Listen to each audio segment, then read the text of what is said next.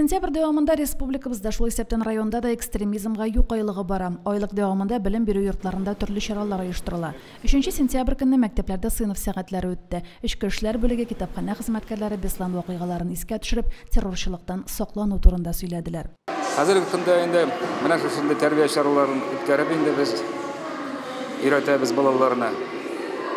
Дөрес итеп үз-үзеңне тоту һәм аларга төрле халыкларның ғұрып гадәтләренә талибат мөнәсәбәт тәрбиялибез.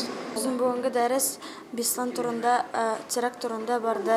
Анда күпме балаларны 3 көн буе ашаусыз, сусыз тотып интектергәннәр. Иң беренче террористлар килсә мәктәпкә үзебезне сакларга һәр кеше тели, һәр кемнең классларда үзенең апайлары бар, абыйлары бар, алар шун борчыла башлыйлар. Дәресләрдә гадәттән тыш хәлләрдә үз-үзеңне тотуга кагыйдәләре искәртелде, инструктажлар, тәрбия сәгатьләре үткәрелде. Терроризмнан саклану аны кисәтүдән башлана. Кичкенәдән башка милләтләргә, башка мәдәниятләргә ихтирамлы мөнәсәбәт тәрбияләү кирәк. Балаларның буш вакытын файдалы шөгыльләргә җәлеп итү максатка ярашлы ди белгечләр.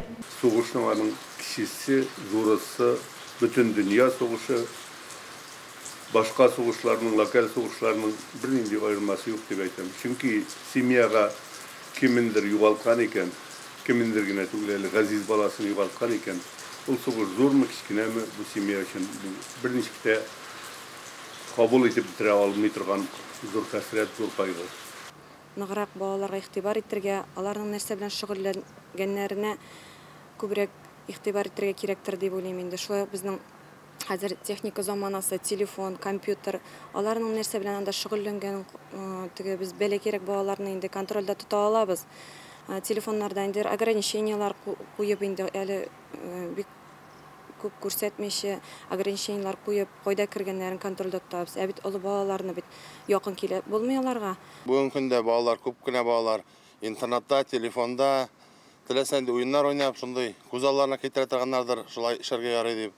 Шуңа күрә инде күбрәк балаларны спортка бирергә кирәк. Һәрбер кешенең хакы бар, һәрбер кеше бу дөньяда туган үзенең бер вазифасы белән, һәм дә безнең бернинди хакыбыз юк. Ул кешенең яисә